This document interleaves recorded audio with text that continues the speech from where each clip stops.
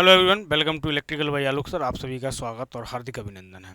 आज आपकी एमसीक्यूज़ की क्लास नहीं हो पाई क्योंकि मैं बुक के काम में थोड़ा व्यस्त हो गया। तो जब किताब का काम कभी करते हैं तो जैसे कई बार किताब को चेक करनी होती है, मिस्टेक्स वगैरह को, तो उसी में है। आज फाइनल टच है किताब का। आज एक दिन और लगा, आज रात में और काम करेंगे, फिर उसके बाद में किताब आपकी फाइनली आपके हाथों में होगी। ठीक है, एक आध हफ्ते के अंदर। ठीक है, तो उसी पर काम कर रहे थे, इसीलिए आपकी किताब नहीं हो पाई है क्योंकि यूपीपीसीएल की वैकेंसी आने वाली है और उसमें PLC, SCADA, MATLAB, AutoCAD, energy conservation, बहुत सारे ऐसे सब्जेक्ट हैं छोटे छोटे जिन पर हम लोग काम कर रहे हैं, और वो किताबें आपको बड़े जल्दी में प्रोवाइड करा दूंगा। ठीक है, मार्केट में आपको हर एक बुक डिपो पे मिलेगी। आपको बुक्स आपको फ्लिपकार्ट, अमेजोन, जितने भी आपकी ई कॉमर्स वेबसाइट हैं सब पर मिल जाएगी। चलिए, तो हम लोग बात कर रहे थे टॉपिक की। तो कल हम रेजिस्टेंस तक पहुंच चुके थे। ठीक है, तो हेडिंग डालो जरा सा, रेजिस्टेंस।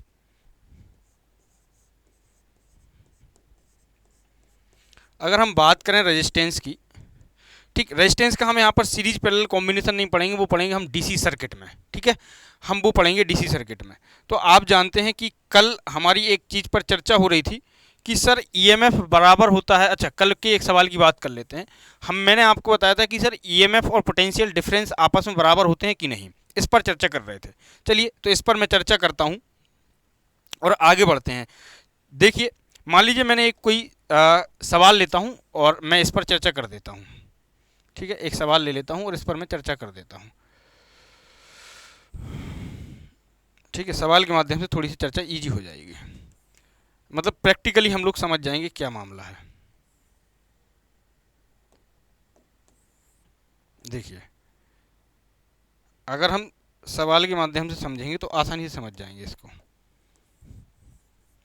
जरा ध्यान से देखिएगा, मैं यहाँ पर एक बैटरी लगा देता हूँ। क्या करता हूँ? एक बैटरी लगा देता हूँ। क्या लगा देता हूँ? एक बैटरी। ठीक है, बहुत इंपॉर्टेंट चीज़ बता रहा हूँ जो कि प्रैक्टिकल्स में, सॉरी, वाइवा वगैरह में अक्सर पूछी जाती है ना।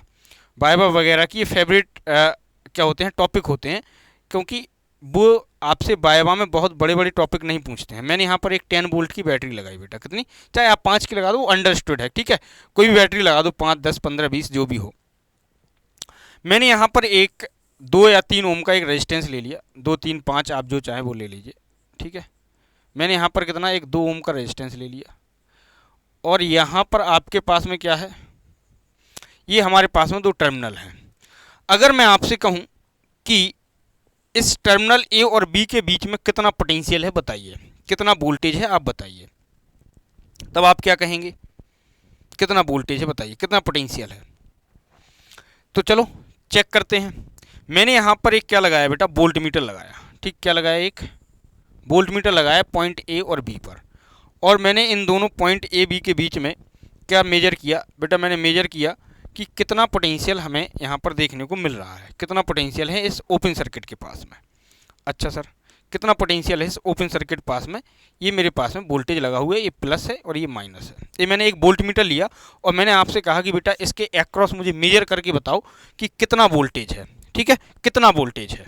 तो आपने क्या किया अब आपको 2-3 चीज़ें पता होनी चाहिए। अगर मैं आपसे कहूँ कि आपके पास में वोल्ट मीटर का आइडियली इंटरनल रेजिस्टेंस कितना होता है, तो आप कहेंगे सर इनफाइनाइट। कितना होता है? अगर इसका आर इंटरनल में पूछूं तो आप कहेंगे सर इनफाइनाइट होता है। अच्छा सर, बिल्कुल इनफाइनाइट होता है। अगर आर इंटरनल इनफाइनाइट होता है तो आपके पास में जाने वाली धारा का मान कितना होगा? तो आप कहेंगे 0। तो आप कहेंगे कि सर आई बराबर होगा 0। अगर आई बराबर 0 है, अगर आई बराबर 0 है, अगर मैं आपसे कहूं कि आई बराबर 0 है, यदि आई बराबर क्या है, 0 है, अगर मैं आपसे कहूं कि आई बराबर क्या है, 0 है, आई बराबर आपके पास में क्या है, 0 है, अगर आई बराबर 0 है तो मुझे बताइए इसके अक्रॉस कितना ड्रॉप होगा? क्योंकि करंट आपके पास में, इस सर्किट से आपके पास में कोई करंट जाएगी ही नहीं, यहाँ भी 0 होगी, तो इसके अक्रॉस जो वोल्टेज ड्रॉप आएगा वो 0 वोल्ट आएगा। तो सारा का सारा वोल्टेज ड्रॉप आपको कहाँ देखने को मिला?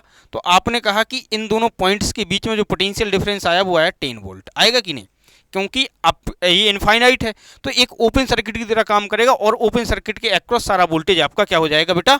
आपका ड्रॉप हो जाएगा। तो यहाँ पर इसमें आपको दिखाई दे रहा होगा कि सर आपके पास में जो ईएमएफ लगाया था आपने, ईएमएफ जो लगाया था वो लगाया था 10 वोल्ट का, और जो पोटेंशियल डिफरेंस था पीडी वो भी कितना आया 10 वोल्ट किसके अक्रॉस, आपके वोल्ट मीटर के अक्रॉस। यानी कि अगर मैं आपसे कहूं कि ईएमएफ बराबर कितना है आपके पास में, ईएमएफ बराबर है आपके पास में पीडी के, कितना है ईएमएफ बराबर है पीडी के। अच्छा सर ईएमएफ बराबर है किसके, पीडी के, बिल्कुल सर ईएमएफ बराबर है आपका पीडी के। अच्छा अब आपके पास में, क्योंकि वोल्ट मीटर हमेशा ओपन सर्किट का वोल्टेज मेजर करता है, याद रखिएगा, कभी भी आपके पास में शॉर्ट सर्किट का वोल्टेज मेजर नहीं करता है। शॉर्ट सर्किट में वोल्टेज हमेशा जीरो होता है, करंट का मान अधिक होता है, क्योंकि वहाँ पर इंटरनल रेजिस्टेंस जीरो होता है आपके पास में, ठीक है, शॉर्ट सर्किट में। अब अगर मैं आपसे कहूँ कि इसी सेम सर्किट में कुछ बदलाव करता हूँ, मैं इसी सेम सर्किट में मैं एक बदलाव करता हूँ कि यहाँ पर बेटा मैं सेम सर्किट में कुछ बदलाव करता हूँ, और इस बदलाव को मैं कुछ ऐसे करता हूँ, इस बदलाव को मैं कुछ ऐसे करता हूं।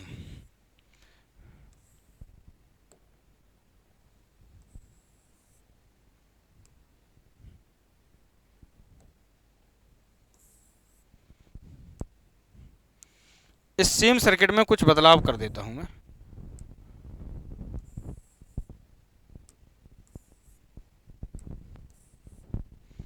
सेम सर्किट में कुछ बदलाव कर देता हूं। मैं क्या करता हूं, एक और रेजिस्टेंस ले लेता हूं। क्या करता हूं, एक और रेजिस्टेंस ले लेता हूं। एग्जैक्ट मैं एक और रेजिस्टेंस यहां पर लगा देता हूं। ठीक, एक रेजिस्टेंस चाहे आप 2 ओम का ले लो, चाहे 4 ओम का ले लो, आपकी मर्जी, आप जितने ओम का चाहो उतने ओम का ले लो। तो मैंने यहां पर रेजिस्टेंस ले लिया।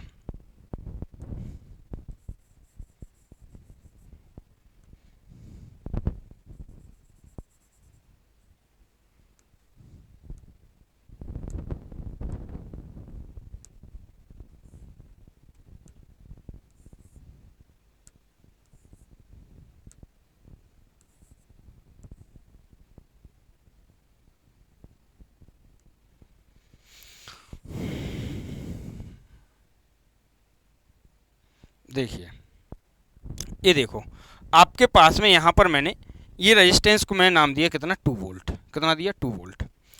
अगर मैं आपसे कहूँ बेटा कि यहाँ पर अब 2 ओम के अक्रॉस कितना पोटेंशियल डिफरेंस है, तो आप कैसे निकालेंगे। अब देखो, अब आप 2 ओम के अक्रॉस पोटेंशियल डिफरेंस निकालोगे, दोनों रेजिस्टेंस कैसे हैं, आपके इक्वली हैं।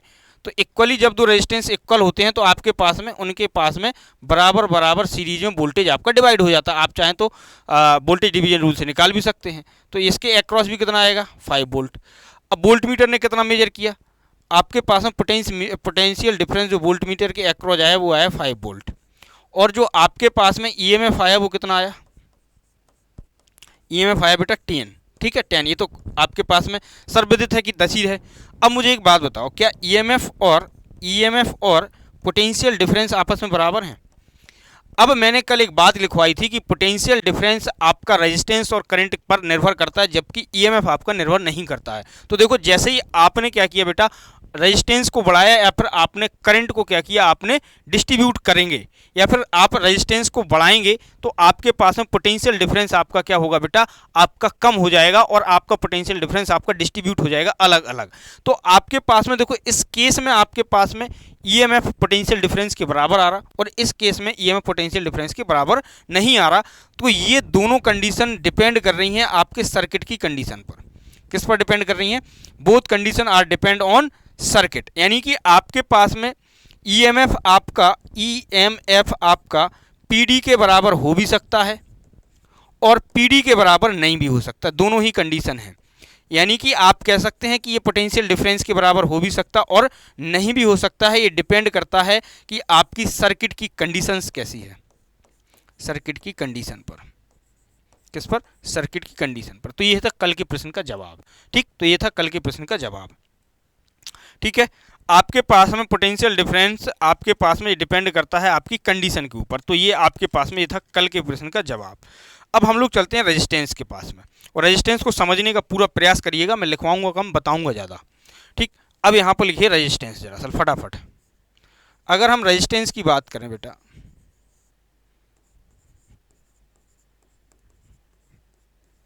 अगर मैं रेजिस्टेंस आर की बात करता हूँ, तो रेजिस्टेंस रियली में होता क्या है।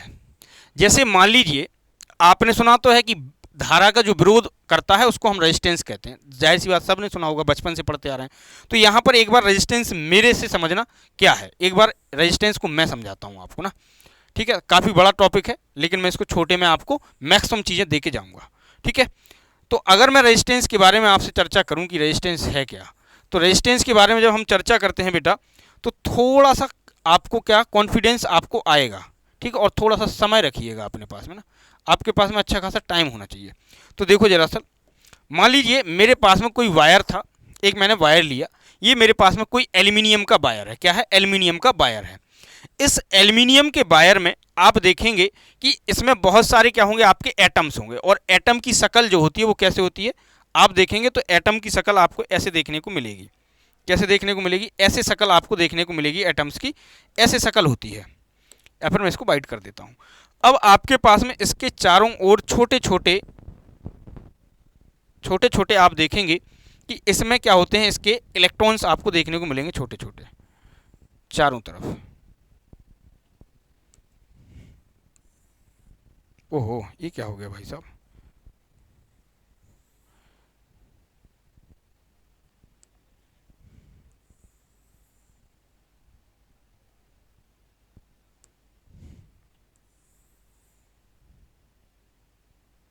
ऐसे आपको बहुत सारे इलेक्ट्रॉन्स देखने को मिलेंगे, बहुत सारे इलेक्ट्रॉन्स आपको ऐसे, एटम्स आपको बहुत सारे देखने को मिलेंगे, बहुत सारे एटम्स होंगे ऐसे, बहुत सारे एटम्स होंगे आपके बेटा, बहुत सारे एटम्स ऐसे आपके बहुत सारे एटम्स होंगे। तो ऐसे बहुत सारे एटम्स हैं, तो मैंने कुछ सैंपल के रूप में आपको दिखाए कि ये एटम्स हैं। ठीक, ये बहुत सारे एटम्स होंगे। एटम्स में आपके पास में न्यूट्रॉन, प्रोटॉन और बीच में आपके पास में न्यूक्लियस होता है। तो मैंने ऐसे एटम्स, बहुत सारे एटम्स ले लिए। ये हैं आपके पास में बहुत सारे एटम्स।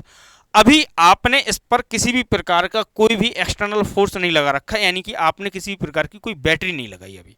ठीक, अब आप जैसे ही इसमें बैटरी लगाओगे, अभी फिलहाल में अगर मैं बात करूं कि इलेक्ट्रॉन का जो अनुगमन वेग है, जो अनुगमन वेग है, यानी कि जो ड्रिफ्ट वेलोसिटी है, वो ड्रिफ्ट वेलोसिटी जब तक आपके पास में, जैसे मान लीजिए मेरे पास में पेन जो है किसी मेटल का है, तो इलेक्ट्रॉन तो इसमें भी है, लेकिन इलेक्ट्रॉन इसमें है, अभी आपस में ये रैंडम मोशन करते हैं और ये टकराकर अपनी ऊर्जा का ह्रास कर लेते हैं, और इनका जो ड्रिफ्ट वेलोसिटी होती है वो 10⁻⁻⁵ मीटर पर सेकंड होती है। ठीक, 10⁻⁻⁵ मीटर पर सेकंड होती है, बहुत कम है। ठीक, बहुत कम है। अब जैसे ही मैं इसमें क्या करूंगा, बैटरी लगाऊंगा,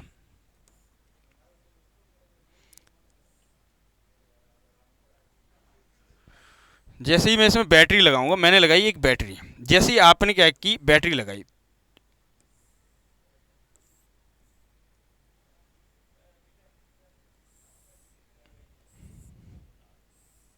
जैसे ही मैंने इसमें क्या लगाई, बैटरी लगाई,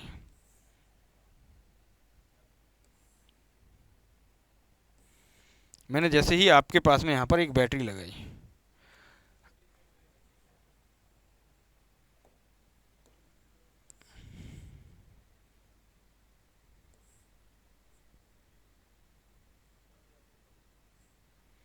मैंने यहाँ पर जैसे ही एक बैटरी लगाई, ठीक है, ई वोल्ट की। अब जैसे ही मैं यहाँ पर बैटरी लगाऊंगा, तो आपके पास में यहाँ पर होगी करंट फ्लो, क्या, आई ऑफ डी, आई डी। अब जैसे ही आप बैटरी लगाएंगे, तो ये इलेक्ट्रॉन जो होंगे आपके, एटम्स क्या होंगे, ब्रेक होंगे, टूटेंगे।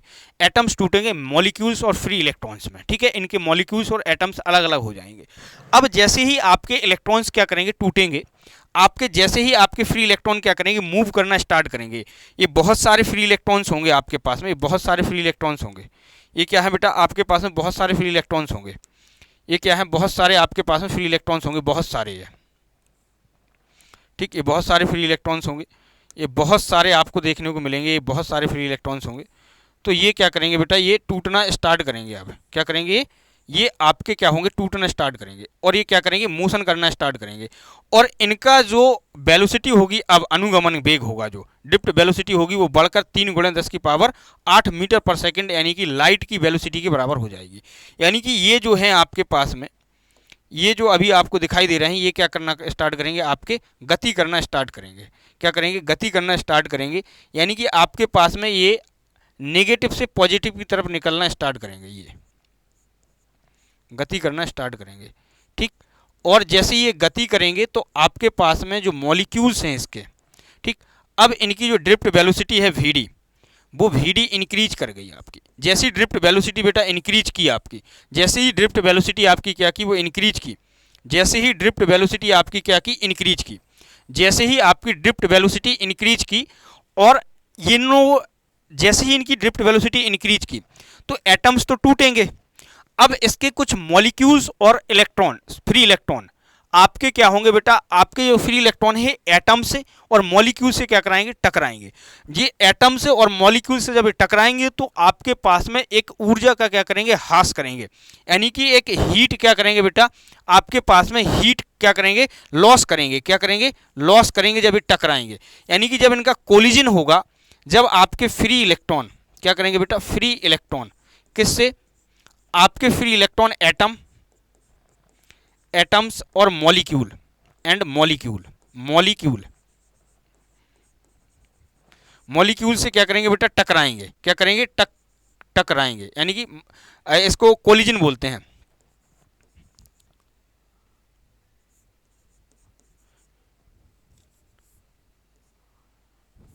यानी कि ऐसे लिख दो, कोलिजन करेंगे। जैसे ये मॉलिक्यूल से क्या करेंगे, कौन, फ्री इलेक्ट्रॉन एटम और मॉलिक्यूल से कोलिजन करेंगे बेटा, तो आपका क्या होगा, एक एनर्जी का लॉस होगा। एनर्जी का क्या होगा, लॉस होगा। किस फॉर्म में, इन फॉर्म ऑफ हीट,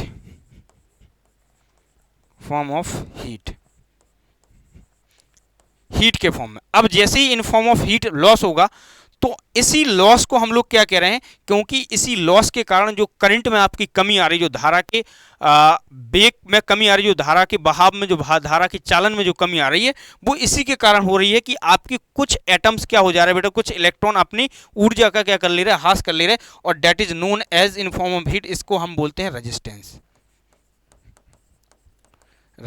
ठीक है। और हम इस रेजिस्टेंस को क्या बोलते हैं बेटा, इसको हम बोलते हैं रेजिस्टेंस। तो मैंने बहुत छोटे मैटर में आपको बता दिया, और रियलिटी में यही है, ये मैंने आपको एक लिख के दिखा दिया।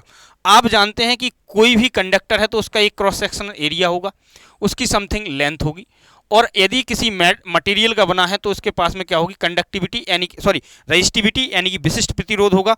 तो रेजिस्टेंस जो होता है आपका हमेशा किसी भी वायर का, वो डायरेक्टली प्रोपोर्शनल होता है लेंथ के। मेरे पास समय नहीं है तो मैं ये बताता क्यों होता है। ठीक, आर जो है आपके पास में डायरेक्टली प्रोपोर्शनल होता है 1 एरिया के। जब हम इन दोनों इक्वेशंस को बराबर रखते हैं बेटा, जब इन दोनों इक्वेशंस को हम बराबर रखते हैं, आर बराबर क्या आता है आपके पास में, रो एल अपॉन ए आ जाता है। आर बराबर रो एल अपॉन ए आ जाता है। कई बार आपसे ये प्रश्न पूछा गया है कि आपके पास में किसी कंडक्टर में जो एनर्जी का लॉस होता है वो किसके कारण होता है, इलेक्ट्रॉन, एटम इलेक्ट्रॉन से टकराते हैं या फिर मॉलिक्यूल इलेक्ट्रॉन और एटम से टकराते हैं। तो हमेशा याद रखिए, प्रश्न 3 बार पूछा एसएससी ने। आपके पास में हमेशा इलेक्ट्रॉन का कोलिजन होता है किसके साथ, एटम्स और फ्री इलेक्ट्रॉन्स, क्योंकि फ्री कौन है, इलेक्ट्रॉन है, तो टकराएगा कौन, एटम से।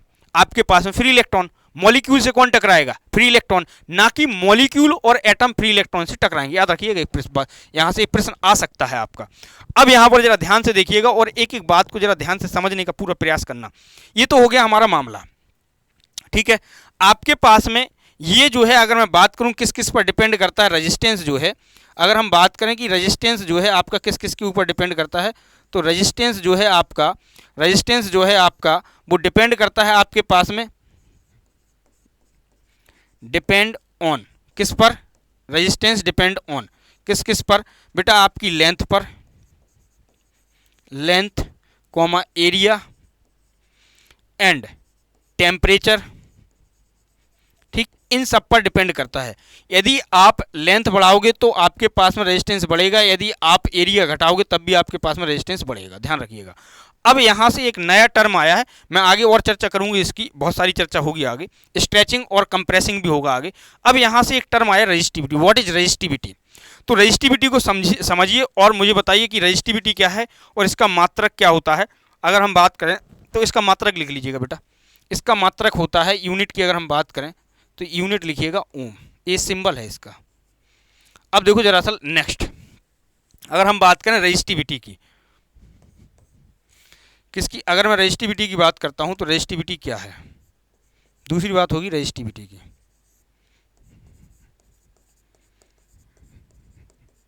रेजिस्टिविटी को हम लोग प्रदर्शित करते हैं रो से, ठीक, रो से। इसको बोलते हैं विशिष्ट प्रतिरोध या फिर प्रतिरोधकता हिंदी में। ठीक, रेजिस्टिविटी होती क्या है आपने सब लोगों ने पढ़ी है। तो बहुत सारे लोग कहते हैं कि reciprocal of conductivity is known as resistivity. ठीक बात है, कोई बात नहीं उसकी, लेकिन रियलिटी में अभी तो हमने कंडक्टिविटी पढ़ी नहीं, तो रेजिस्टिविटी को हम कैसे समझेंगे कंडक्टिविटी के फॉर्म में। तो जरा ध्यान से देखो, अगर मैं आपसे कहूँ कि मेरे पास में कोई एक क्यूब है, क्या है, कोई एक क्यूब ले लिया मैंने, मैंने क्यूब ले लिया, ये मेरे पास में कोई एक क्यूब है, जरा ध्यान से समझिएगा, मेरे पास में कोई एक क्यूब है। अगर मैं आपसे कहूँ कि क्यूब में आप जानते हैं 6 फलक होते हैं, अगर मैं इसमें आमने सामने की 2 फलक ले लूँ, चाहे नीचे चाहे ऊपर, चाहे आमने सामने चाहे पीछे और फ्रंट, बैक या फ्रंट या फिर लेफ्ट या राइट या फिर अपवर्ड या फिर डाउनवर्ड, कोई 2 फलक ले लूँ। मैंने यहाँ पर 2 फलक लिए, कौन कौन से बेटा, मैंने यहाँ पर 2 फलक लिए, मैं इनको शेडेड कर देता हूँ। मैंने 2 फलक लिए आपके, ये जो शेडेड पोर्शन है, मैंने ये 2 फलक लिए, ठीक।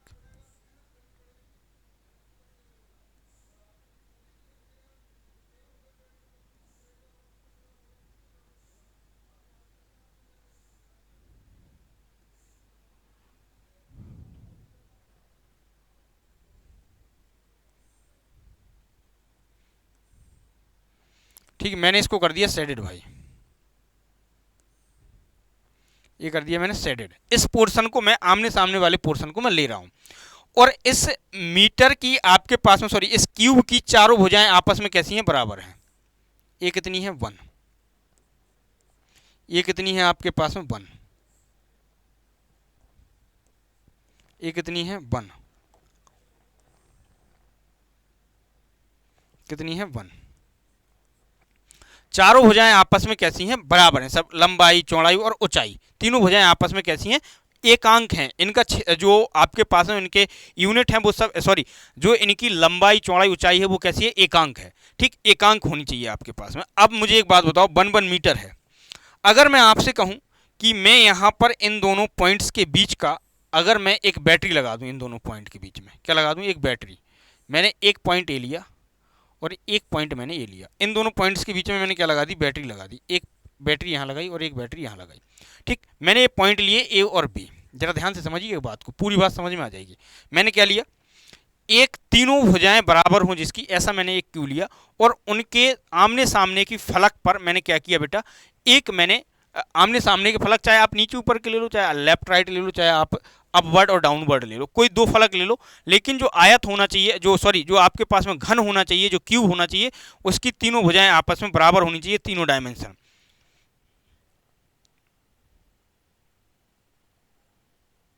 चलिए, अगर मैं आपसे कहूं आपके पास में यदि किसी मीटर क्यूब के, यदि किसी क्यूब के तीनों भुजाएं आपस में, यदि मैं आपसे कहूं कि किसी क्यूब की, ध्यान से सुनना, किसी भी घन की तीनों भुजाएं आपस में जिनकी लंबाई चौड़ाई क्या हो आपके पास में, बराबर हो, जिनकी लंबाई चौड़ाई आपके पास में कितनी हो, बराबर हो, तो यदि हम रजिस्टिविटी की बात करें, सबसे पहले आप ये समझ लीजिएगा कि आपके पास में एक क्यूब होना चाहिए जिसकी तीनों भुजाएं आपस में बराबर होनी चाहिए।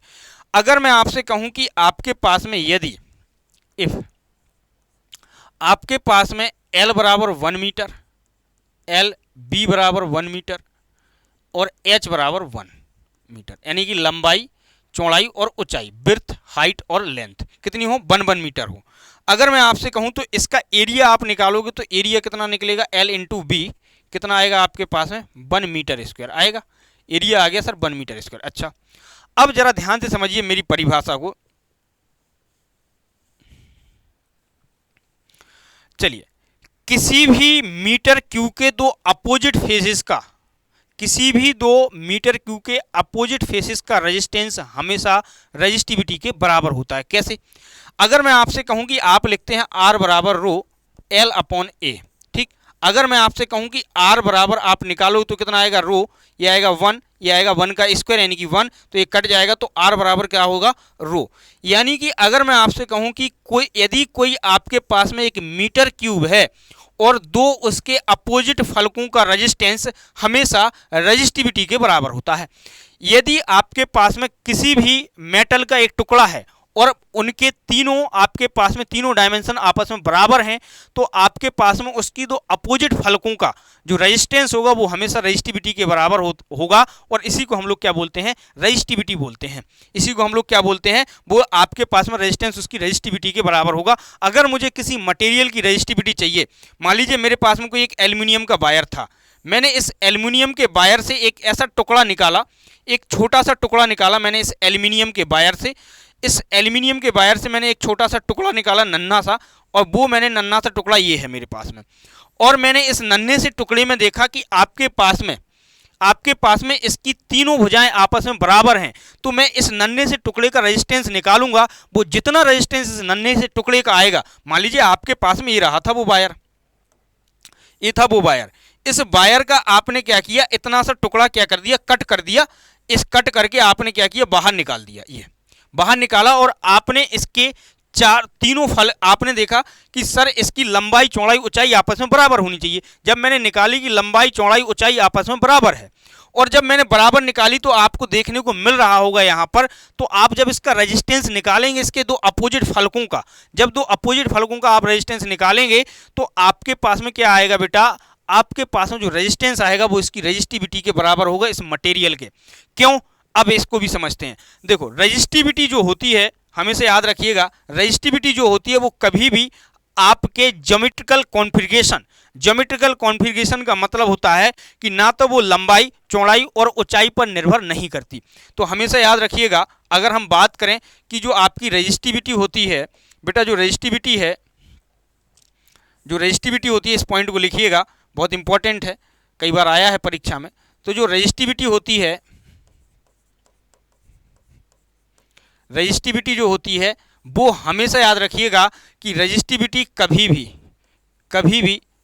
कभी भी मटेरियल के, यानी कि आपके पास में कंडक्टर की लंबाई चौड़ाई और ऊंचाई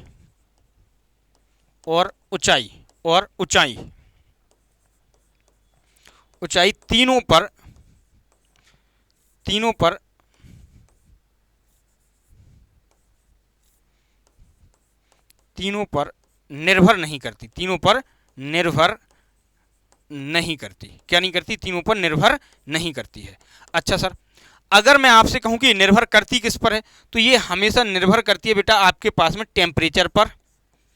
टेम्परेचर पर और मटेरियल के नेचर पर, यानी कि मटेरियल की प्रकृति पर, कि मटेरियल किस प्रकृति का है। चलिए हमेशा याद रखिएगा इस बात को। अच्छा सर, ये तो हो गया कंफर्म। अब देखो, नहीं तो कुछ लोग क्या कहेंगे कि आपके पास में यहाँ से आप निकालेंगे लंबाई और चौड़ाई में रिलेशन निकालेंगे इसका एल आर और ए में, और आप क्या करोगे, लंबाई घटाओगे बढ़ाओगे तो आपके पास में रेजिस्टिविटी पर कोई फर्क नहीं पड़ता कभी भी, याद रखिएगा। अब अगली बात समझते हैं। अगली बात, अगर मैं इसकी यूनिट की बात करूँ, किसकी यूनिट की, अगर मैं इसकी यूनिट की बात करता हूँ तो हमेशा याद रखिएगा यूनिट बराबर आप लिखते हैं आर बराबर रो एल अपॉन ए। तो आपके पास में रो की यूनिट निकालना तो इसकी होती है ओम, और आपके पास में रो ये होती है आपके पास में मीटर मान लो, या फिर आपके पास में सेंटीमीटर, जो भी उसकी यूनिट दी है, ये मीटर स्क्वायर। तो 1 मीटर से 1 मीटर कैंसिल हो गया, आपके पास में रो बराबर क्या आ जाएगा, ओम मीटर आ जाएगा। क्या आ जाएगा, ओम मीटर। रो बराबर क्या आ जाएगा, ओम मीटर आ जाएगा। रो बराबर क्या आ जाएगा, ओम मीटर आ जाएगा। क्या आ जाएगा, ओम मीटर आ जाएगा रो बराबर। ठीक है, क्या आ जाएगा, ओम मीटर। चलिए क्लियर है। अब आ जाओ अगली बात पर। तो ये होगी रेजिस्टिविटी। अब कुछ कहेंगे कि सर जैसे कई बार अगर मैं बात करूं, हमेशा याद रखिएगा कि एक यूनिट क्यूब रेजिस्टेंस जो ऑफर करता है, एक यूनिट क्यूब रेजिस्टेंस जो ऑफर करता है वो रेजिस्टिविटी के बराबर होता है। एक यूनिट क्यूब जो रेजिस्टेंस ऑफर करेगा वो हमेशा रेजिस्टिविटी के बराबर होगा। क्लियर है। अब अगली बात समझिएगा। अब अगली बात क्या समझिएगा, अगर मैं आपसे कहूं कि रेजिस्टिविटी आपके पास में कई बार पूछिए कि कॉपर की कितनी होती है और एल्यूमिनियम की कितनी होती है, तो मुझे बताइएगा दरअसल कॉपर की कमेंट बॉक्स में, और एल्यूमिनियम की बताइएगा कितनी होती है। फटाफट रेजिस्टिविटी बताइए इन दोनों की, फटाफट बताइए, जल्दी से बताइएगा। अगर हम कॉपर की बात करें तो कॉपर की होती है 1.78, कितनी, 1.78 इंटू 10⁻⁻8 मीटर पर, सॉरी ओम मीटर क्या होती है, ओम मीटर। अगर हम एल्यूमिनियम की बात करें तो एल्यूमिनियम की रेजिस्टिविटी होती है आपके पास में कितनी, एल्यूमिनियम की रेजिस्टिविटी होती है आपके पास में कितनी होती है आपके पास में 2.1 इंटू 10⁻⁻8 ओम मीटर। अब मैं अगर आपसे कहूँ एल्युमिनियम का चाहे आप इतना सा टुकड़ा लो, चाहे आप 1 किलोमीटर का टुकड़ा लो, रजिस्टिविटी पर कोई फर्क नहीं पड़ेगा, उतनी ही रहेगी। जैसे हम लोग नाइक्रोम वायर लेते हैं, जैसे टंगस्टन नाइक्रोम हम लेते हैं हीटिंग एलिमेंट, तो वो कितना पतला सा होता है, लेकिन फिर भी उसकी स्प्रिंग जो होती है कितनी ज़्यादा क्योंकि आप कहते हैं सर उसका रेजिस्टेंस बहुत ज़्यादा है, एक्चुअली में उसका रेजिस्टेंस ज़्यादा नहीं होता है, उसका हमेशा रजिस्टिविटी बहुत ज़्यादा होती है, रजिस्टिविटी बहुत ज़्यादा होती है। तो इसीलिए हम आपके पास में नाइक्रोम और आपके पास में कॉन्स्टेंटन, यूरेका, ये हीटिंग एलिमेंट हम लोग इसीलिए यूज करते हैं ताकि जिनकी रेजिस्टिविटी ज़्यादा होती है उनको इसीलिए हम लोग यूज करते हैं। क्लियर है कंसेप्ट? चलिए आगे बढ़िएगा। अब देखो इसमें अभी मैं इस कंसेप्ट को डिस्कस नहीं करूंगा, आगे बढ़िएगा। बात करें अगर कंडक्टेंस की, अगर बात करें कंडक्टेंस की, कंडक्टेंस इसको हम लोग डिनोट करते हैं बेटा जी से, इसको बोलते हैं चालकता। ठीक, एक होती है कंडक्टिविटी, एक होती है कंडक्टिविटी, एक होता है कंडक्टेंस, एक होती है आपकी चालकता। ये हमेशा याद रखिएगा, कंडक्टेंस हमेशा आपके पास में R बराबर 1/G, यानी कि आप कह सकते हैं G बराबर 1/R के होता है, यानी कि रेसिप्रोकल ऑफ रेजिस्टेंस, यानी कि रेजिस्टेंस के व्युत्क्रम को हम लोग क्या कहते हैं? कंडक्टेंस कहते हैं। अगर हम मात्रक की बात करें तो इसके कई सारे मात्रक होते हैं, क्योंकि आप कह सकते हैं इसके मात्रक को 1/ओम, ओम इनवर्स महो, ठीक है, ओम इनवर्स महो, और लास्ट में एक बार बार पूछता है क्या होता है? साइमन। क्या होता है? साइमन। क्या होता है? साइमन। साइमन। ठीक, ये बहुत सारे आपके पास में क्या होते हैं? मात्रक। ये धारा को फ्लो होने में क्या करता है? हेल्प करता है। करंट की क्या करता है? फ्लो होने में हेल्प करता है बेटा। ये क्या करता है? हेल्प करता है। क्लियर? अगले छोटे छोटे पॉइंट्स। नेक्स्ट है आपके पास में बेटा कंडक्टिविटी। क्या है? कंडक्टिविटी। अगर हम बात करें कि अगला क्या है? कंडक्टिविटी, तो आप कह सकते हो कंडक्टिविटी ये है आपके पास में चालकता, कंडक्टेंस, ठीक है, और ये है आपके पास में कंडक्टिविटी, चालन। अगर हम बात करें चालन की, कंडक्टिविटी की, कंडक्टिविटी की अगर मैं बात करूं तो बेटा इसको हम सिग्मा से क्या करते हैं? डिनोट करते हैं। और ये हमेशा आप लिखिएगा कि ये हमेशा रेसिप्रोकल होती है किसके? रेजिस्टिविटी के, या फिर आप कह सकते हैं रेजिस्टिविटी इसकी रेसिप्रोकल होती है। तो कंडक्टिविटी बराबर आप लिखते हैं 1/रेजिस्टिविटी, और रेजिस्टिविटी का मात्रक जो होता है आप जानते हैं कि ohm inverse, sorry ohm meter होता है, तो आपके पास में क्या आ जाएगा? Ohm inverse meter, ohm inverse meter inverse कह सकते हैं। या फिर इस मात्रक को कई तरीके से आप क्या कर सकते हो? अलग अलग बातों में लिख सकते हो। ओम को क्या लिखते हैं? महो, महो पर मीटर लिख सकते हो। ठीक, आप और क्या लिख सकते हो इसको? साइमन, साइमन पर मीटर लिख सकते हो। ठीक, मतलब भांति भांति प्रकार से आप लिख सकते हो, जो भी आपके पास में अरेंजमेंट, कई सारे अरेंजमेंट होते हैं, 3-4 अरेंजमेंट ये है। ये हो गई कंडक्टिविटी। ठीक है, इन सब पर सवाल भी करेंगे। अब कंडक्टिविटी के बाद अगर हम आगे बढ़ें तो हम लोग पढ़ेंगे फैक्टर ऑफ अफेक्टिंग रेजिस्टेंस। ठीक, रेजिस्टेंस को कौन कौन से फैक्टर अफेक्ट करते हैं वो कल की वीडियो में हम लोग पढ़ेंगे। तो फिलहाल आज के लिए इतना ही। सेशन कैसा लगा? आप सभी का शुक्रिया। सेशन अगर आपको पसंद आ रहे हो तो सेशन को शेयर जरूर करें, साथ में चैनल पर जो विद्यार्थी नए विजिट कर रहे हैं मैं उनसे उम्मीद करता हूं कि वो लोग चैनल को सब्सक्राइब भी करेंगे। Thank you.